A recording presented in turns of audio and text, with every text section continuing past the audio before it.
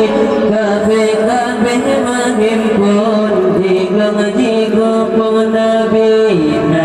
layu petendang tanda prangan si kafe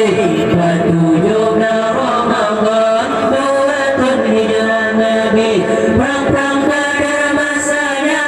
layu perang Yahudi kafe-kafe menghimpun jika-jika pun Nabi perang pada masanya layu perang Yahudi kafe-kafe menghimpun jika-jika pun Nabi kafe-kafe pengendang Nabi hanjat tabinnya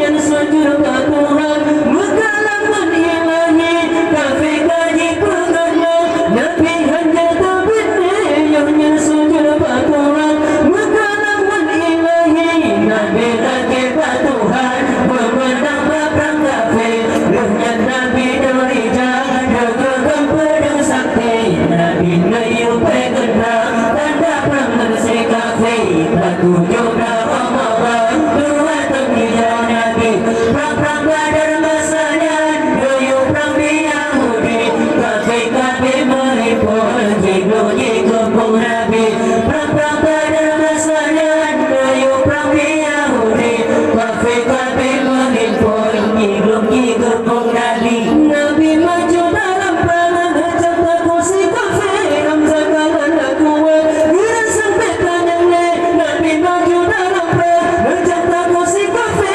Hamzah kalah kuat gerak sampai tangannya di Abu Ubaidah berangkat maju dalam perang atas kuda pasang maju dalam perang sapi Nabi layu petendang tanda perang si kafe ketujuh Ramadan 2 tahun hijrah Nabi perang badar masanya layu perang Yahudi kafe-kafe menghimpun jika-jika pun Nabi perang badar masanya layu perang Yahudi kafe-kafe menghimpun jika-jika pun Nabi Ali bin Abi Thalib angkat kepala wanita kerana batingan sifat agung penari Ali bin Abi Thalib angkat kepala wanita kerana batingan sifat agung penari perang badar berkecamur tapi pun berkumandang kafe-kafe tak hilang sasaran hamba-hamba Nabi layu petendang tanda perang si kafe ketujuh Ramadan 2 tahun hijrah Nabi